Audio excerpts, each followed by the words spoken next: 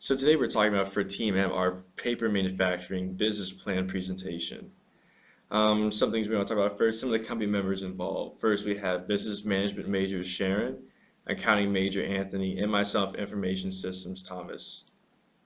Some of the key points today that we're going to talk about are the overview of the paper game process flow, at the same time discuss some of our strategies as well as roles within the company.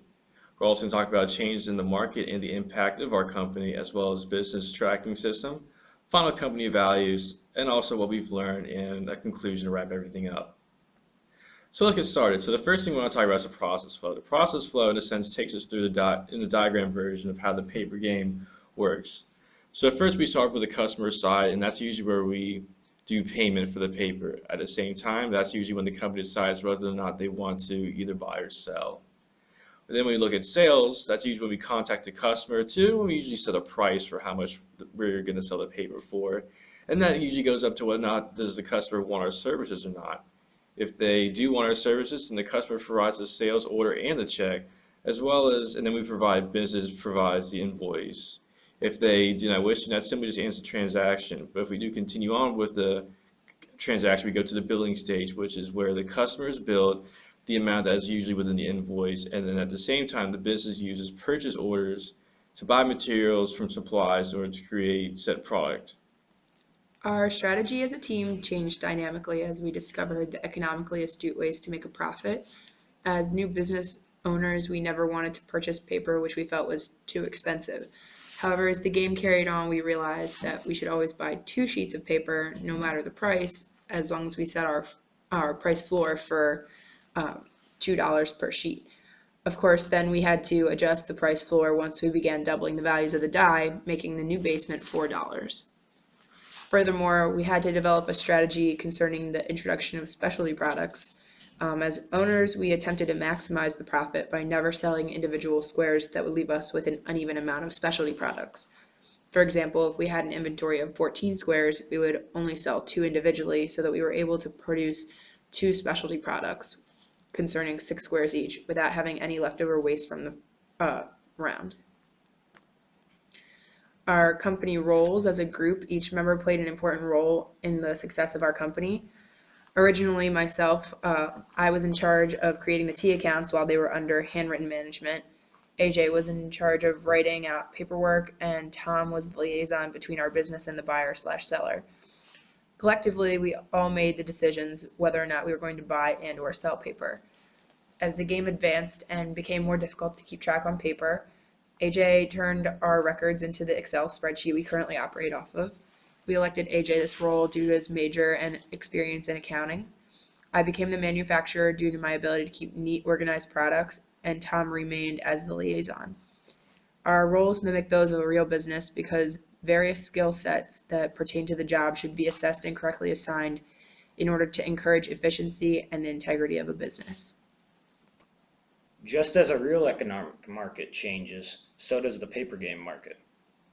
Throughout the weeks that we played the game, we experienced several changes, including an additional 6% sales tax to buying paper, the doubled value on the sales of paper, and the addition of specialty products from the companies.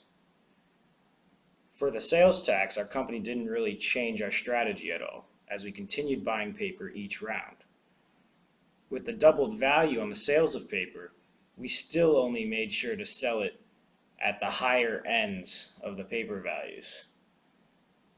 For the specialty product, we only had one opportunity to sell it the entire time the specialty product was in play, so that didn't really affect our strategy either.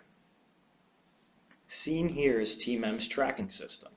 When we were allowed to move from keeping track of our accounts on paper to using an Excel spreadsheet, it became a lot easier to keep the accounts updated and accurate.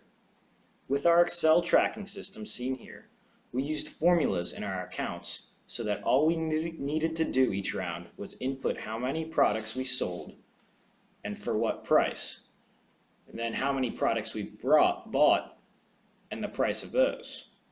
For items sold, this would be automatically calculated into accounts receivable. For items bought, it would be calculated into accounts payable. One round later, the balance in accounts payable would be subtracted, and then subtract it from cash. While 2 rounds later, the balance in accounts receivable would be subtracted and then that money added to cash. The inventory also changed automatically, adding and subtracting when squares were bought or sold. The use of formulas also allowed us to easily keep track of the tax in the accounts payable when that was added to the game. We believe at the end of the game our company was relatively successful.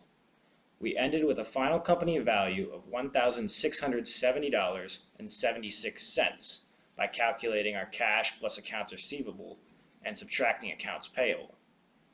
We ignored our final inventory, even though we still had 60 squares left at the end of the game, and 12 squares that we have yet to receive. For the final values in each of our separate accounts, we had $1,547.96 in our cash, $144 owed to us in accounts receivable, $21.20 that we still had to pay for inventory, and then 60 squares.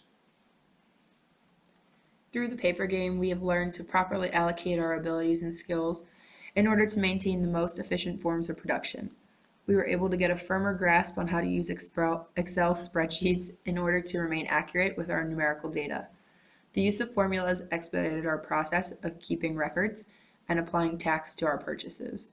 The implication of rules allowed us to understand how the market is constantly changing. In order to be a successful company, we must always adapt to consumer demand. This is similar to the real world of business because at a company there are many jobs that cannot function without one another. We must each rely on each other to do their assigned task in hopes that when assimilated, the correct finished product will result. We learned that accuracy is one of the most important attributes to a company, especially when it comes time for an audit. The more accurate your company records are, the better in order to avoid issues with the IRS.